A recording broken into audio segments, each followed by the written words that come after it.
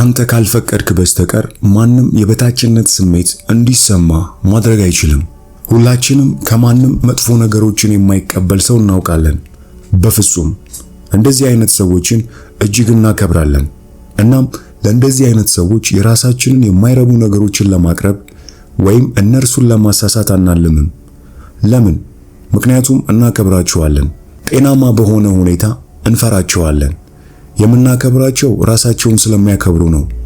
ታዲያ አንተም የማይረቡ ነገሮችንና ሰው ላይ መፍረድህን አቁመህ ዓለምን ይቅርታ በማትጠይቅበት ከፍተኛ ማንነት ማስደመም የምትችለው እንዴት ነው?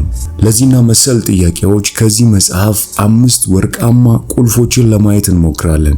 እስከ መጨረሻው አብረን እንቆይ።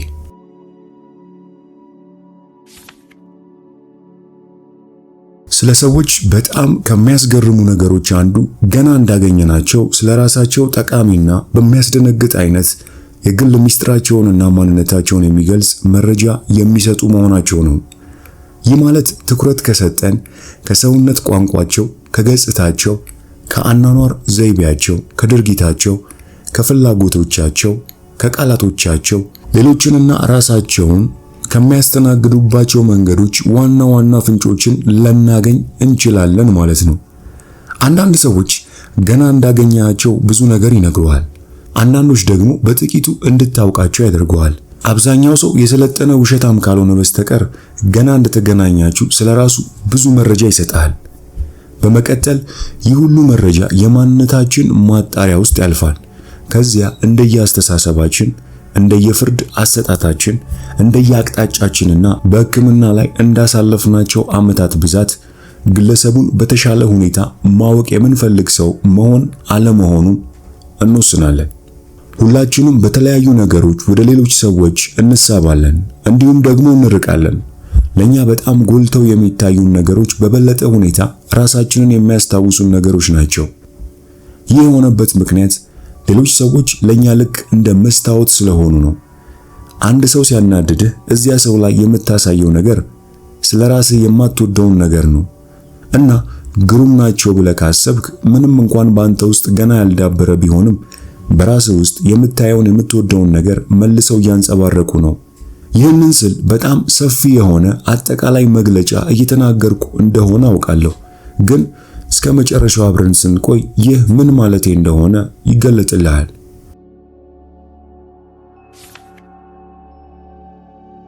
ያንተ እውነታ የተፈጠረው ትኩረት በምታደርግበት ነገርና ያንን ለመተርጎም በምትጥርበት መንገድ ነው።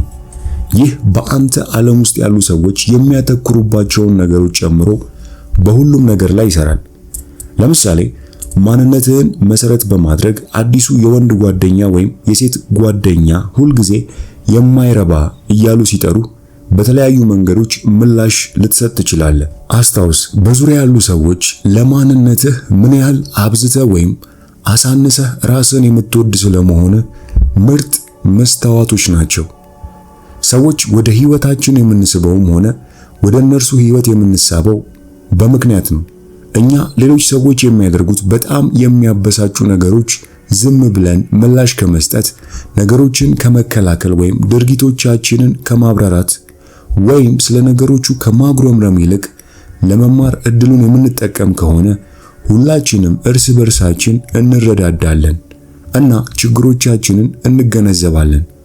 አሰልቺ የሆኑ ጓደኞቻችን ወይም የቤተሰብ አባሎቻችን ወይም ደንበኞቻችን ወይም ጎረቤቶቻችን ካወቅንበት እነዚህ ሰዎች የበለጠ እንድናድግና በእውነት ማን እንደሆንን እንድንመለከት የሚረዱን ናቸው። ለጊዜው አሰልቺ እንደሆኑ ቢሰማንም በኋላ ላይ ልናመሰግናቸው እንችላለን። አፉን እንዲዘጋ ከምትፈልገው ሰው የመማር አጋጣሚ እንዳያመልጥ ተጠንቀቅ። በሌሎች ሰዎች ላይ ስናያቸው የሚረብሹን ነገሮች የሚረብሹን ስለራሳችን የማንወደውን ነገር ስለሚያስታውሱን ነው፣ ወይም ደግሞ ባህሪያቸው እኛ እንዳለን ሳናውቅ ያለብንን ፍርሃት ወይም ስጋት ስለሚቀሰቅስብን ነው። በህይወትህ ውስጥ አብዝተህ የምትፈጥረው ትኩረት የምታደርግበትን ነገር ነው። አውቀህም ሆነ ሳታውቅ ስለ ማንነትህ ወይም ማን መሆን እንደምትፈልግ ወይም ማን መሆን እንደማትፈልግ ትኩረት ያደረግክበት እምነት ካለ የምትስበው እነዚያን ባህሪያት መልሰው ወደ አንተ የሚያንጸባርቁ ሰዎችን ነው። ልትጋፈጠው ወይም ልታባረረው ከሚያስፈልግ ከጀርባ ከሚያሴረው ወዳጅ ወይም የሆነ አይነት መርዛማ ሰው ጋር በምትገናኝበት ጊዜ ራስህ በፈጠርከው ያንን ሰው ያለ መጉዳት ወጥመድ ውስጥ የምትወድቅ ወይም መልካም ባህሪያቶቹን በማሰብ አብረህ የምትሆን ወይም ብትጋፈጠው የሚፈጠረውን መጥፎ ነገር በመፍራት አብረኸው መሆንን የምትቀጥለው ለዚያ ነው። ከአንድ ሰው ጋር ለረጅም ጊዜ ጓደኛ መሆን ወይም ለዚያ ሁሉ ጊዜያት የረዳ መሆኑ ወይም ምን ያህል አስቂኝ፣ ስኬታማ፣ አነቃቂ፣ ተስፋ የቆረጠ፣ አስፈሪ፣ ብዙ ግንኙነቶች ያሉት ብሩህ ወይም አቅመ ቢስ መሆኑ ግድ አይሰጥህም። ምክንያቱም ከዚያ ሰው ጋር ለመቆም ችግር የፈጠረህ ከነዚህ አንዱ አይደለም። የሌሎችን መጥፎ ባህሪያት ለመደገፍ ራስን ዝቅ ለማድረግ መስማማት የሚመነጨው በአብዛኛው ሰዎች እኛን ምቾት ከነሱን በበለጠ ምቾት እንዲያጡ ካለመፈለግ ነው። እነርሱን ምቾት ማሳጣት ማለት በእነርሱ ድራማ ውስጥ አለመሳተፍና እንደነርሱ መጥፎ አለመሆን ማለት ነው። ይህ አይን ላጠፋ አይኑን ማጥፋት ወይም ወደ ታችኛው ደረጃ መውረድ አይደለም። ያ ሰው ምንም ያህል ተስፋ የመቁረጥ ስሜት እንዲሰማው፣ መጎዳት እንዲሰማው፣ ነገሮችን አምኖ ያለ መቀበል ስሜት እንዲሰማው፣ አንተን እንደ እብድ ማየት ቢመርጥም ይህ ለራስህ ማንነት ስለመቆም ብቻ ነው። ይህ ለመውደድ ከመፈለግ የተነሳ ስጋትን ከማባበል ይልቅ ራስህን ስለማክበር ነው። ይህ እጅግ ኃያል ነው፣ ምክንያቱም ምንም ያህል ዋጋ የሚያስከፍል ቢሆን በራስህ እውነት ውስጥ ለመቆም በሚያስችል መጠን ራስህን የምትወድ ከሆነ ሁሉም ሰው ተጠቃሚ ነው። ምክንያቱም ካንተ እውነተኛ ማንነት ጋር የሚስማሙ ሰዎችንና ነገሮችን መሳብ ትጀምራለህ።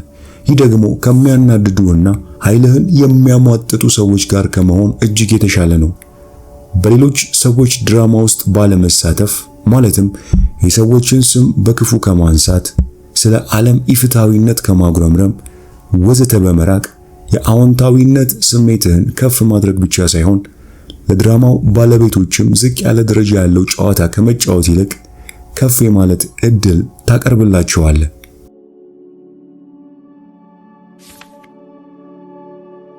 ለማንነትህ ይቅርታ ትጠይቅ። ይህ መላውን ዓለም ያሳዝናል። ሁላችንም ከማንም መጥፎ ነገሮችን የማይቀበል ሰው እናውቃለን። በፍጹም እንደዚህ አይነት ሰዎችን እጅግ እናከብራለን። እናም ለነዚህ አይነት ሰዎች የራሳችንን የማይረቡ ነገሮች ለማቅረብ ወይም እነሱን ለማሳሳት አንሞክርም። ለምን? ምክንያቱም እናከብራቸዋለን። ጤናማ በሆነ ሁኔታ እንፈራቸዋለን። የምናከብራቸው ራሳቸውን ስለሚያከብሩ ነው። ታዲያ አንተም የማይረቡ ነገሮችንና ሰው ላይ መፍረድህን አቁመ ዓለምን ይቅርታ በማትጠይቅበት ከፍተኛ ማንነት ማስደመም የምትችለው እንዴት ነው? በመቀጠል 5 ቁልፎችን እንይ። አንደኛ፣ የራስህን አስቀያሚነት ያዝ። ሌሎች ሰዎችን በተመለከተ የሚያናድዱህን ነገሮች ማስተዋል ጀምር። ከዚያ ስለነዛ ነገሮች ከማጉረምረም ወይም ከመፍረድ ወይም ከመከላከል ይልቅ እንደ መስታወት ተጠቀምባቸው።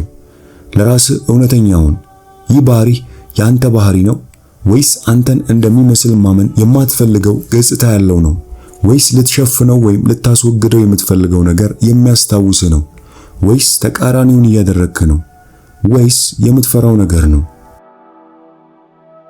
ሁለተኛ፣ አስቀያሚህን ጠይቅ። አንድ ጊዜ ያለማቋረጥ ለሚነዘንዝ ሰው ማሳየት ያለብህ ባህሪ ካወቅ መልቀቅ መጀመር ትችላለህ።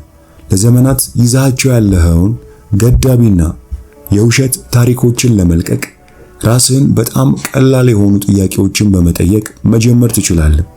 ለምሳሌ ሁልጊዜ የሚዘገየው ጓደኛ እንደገና በመዘግየቱ የምትናደድ ከሆነ ነገሩ ከአቅም በላይ እየሆነ ነው ማለት ነው። ምክንያቱም ሰዎች ጊዜን በተመለከተ ማድረግ ስላለባቸው ነገር የሆነ እውነት ይዛሃል። እስቲ ግን ወደ ራስህ አዙረውና ሁልጊዜ የምዘገይባቸው ወይም ግድ የለሽ ወይም የማይተማመኑብኝ የሆንኩባቸው መንገዶች ምንድናቸው? ወይም በጣም ግትር ወይም ተቆጣጣሪ የምሆንባቸው መንገዶች የትኞቹ ናቸው በማለት ራስህን ጠይቅ። መልሱን ካገኘ በኋላ ራስህን የሚከተሉትን ጥያቄዎች መጠየቅ ይኖርብሃል። ይህ ሁኔታ እንዳያስቸግረኝ ማን መሆን አለብኝ? ከላይ ያለው ምሳሌ በመጠቀም ማመን ከምትፈልገው በላይ ግትር ነህ እንበል። ደስተኛ ለመሆን ነገሮችን መጋፈጥ ያለብህ መሆኑን ስለምታውቅ ይህ መረጃ ላንተ ዋጋ አለው። ስለዚህ ሰዎች ነገሮችን ልክ አንተ በምትሰራበት መንገድ መስራት አለባቸው ብለህ ችክ አትበል።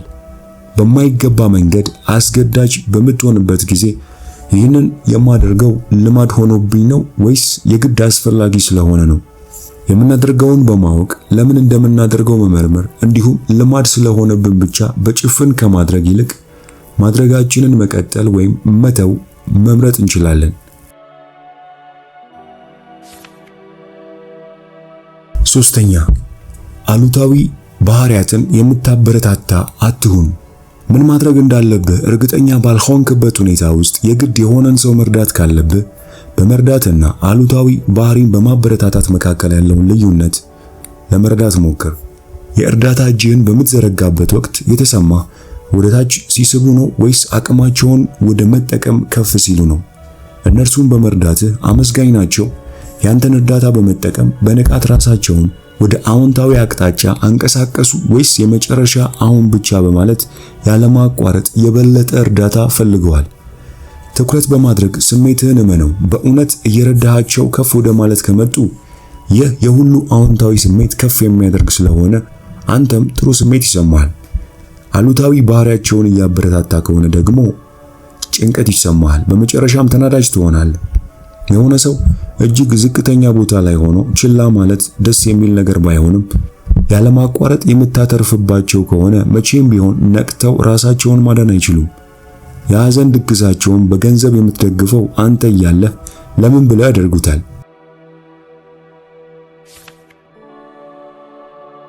አራተኛ፣ የሚያሰቃዩ ሰዎችን አስወግድ።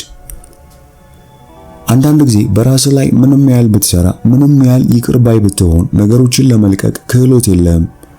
ነገሮችን ለመልቀቅ ክህሎት ያለህም ብትሆን በዙሪያ መኖራቸው የሚያሰቃይህ ከነርሱ ጋር አንድ ሲኒ ቡና ለመጠጣት ከመቀመጥ ይልቅ ራስህን በብቸኝነት ብቀጣው ይሻላል ብለህ እስክትናገር ድረስ እንዲህ ያሉ አንዳንድ ሰዎች ያጋጥሙሃል። ይህ ሁሉ ምን ያህል ስቃይ መቋቋም እንደምትችል ለማሳየት ሳይሆን ወደ ከፍተኛ ማንነትህ ለማደግ ስለመማርና ስለመውደድ ነው። ስለዚህ በዙሪያ ካሉ መራራ ባህሪ ካላቸው ሰዎች እንዴት እንደምታድግ ከመረዳት በተጨማሪ በከፋ ሁኔታ ራስ ወዳድ ወይም ጠበኛ ወይም ወቃሽ ወይም አሉታዊ ወይም ተቆጣጣሪ ወይም ምቀኛ ወይም ተንኮለኛ ወይም ተጎጂ ወይም አጉረምራሚ ወይም አፍራሽ ወይም ለእንስሳት ጨካኝ ከሆኑ ሰዎች እንዴት መላቀቅ እንደምትችል መረዳት እጅግ አስፈላጊ ነው። አብዛኛውን ጊዜ ልናርቃቸው የሚያስፈልጉን በመልካም ባህሪያቸው የምናፈቅራቸው ቢያንስ በጣም የምንወዳቸው ሰዎች ናቸው። ከዚህም የተነሳ ትክክለኛውን ነገር ለማድረግ ስትሞክር የድሮ የጥፋተኝነት ስሜት እንቅፋት ሊሆንብህ ይችላል። ስለዚህ ጠንካራ መሆን አለብህ። ይህንን ለእነርሱ ክፉ ከመሆን ይልቅ ለራስህ ጥሩ የሆንክ እንደሆነ አድርገህ አስበው። ከአንተ ላይ እንዲራገፉ ለማድረግ የሚያስፈልግህን ጥንካሬ የሚሰጥህ ወደ እነርሱ ደረጃ ከመውረድ ይልቅ ከፍ ወዳለው ማንነትህ እየወጣ እንደሆነ ማስታወስ ነው። ከአትክልት ስፍራ ውስጥ አረሞችን ስትነቅል ማስታወስ ያለብህ ሌላው አስፈላጊ ነገር በእነርሱ ድራማ ውስጥ አለመሳተፍ ነው። ያለምንም ውይይት በተቻለ ፍጥነትና በቀላል ገመዱን መቁረጥ ያስፈልጋል። እነርሱ ከህይወት የማስወጣት ስሜትህን ካላወቁ ይህ ነገር ሲመጣ የማየት እድላቸው ትንሽ ነው። ሆኖም ከእነርሱ ጋር ያለ ግንኙነት የማቋረጥ አስፈላጊነት በተመለከተ ከፈቀድክለት እስከ መጨረሻው ሊቀጥል ይችላል። ስለዚህ በድንገት በስራ ተጠመድ፣ ራቃቸው። ያለ ምንም ማብራሪያ ትገላገላቸዋለህ። ድምፃቸውን ከፍ አድርገው በጮሁ መጠን አንተ በድንገት የበለጠ በስራ የተጠመድክ ትሆናለህ። ከእነርሱ ጋር መነጋገር የማይቀር ከሆነ ግን አስታውስ፣ አንተ መውጣት እንደምትፈልግ አስቀድመህ ወስነሃል።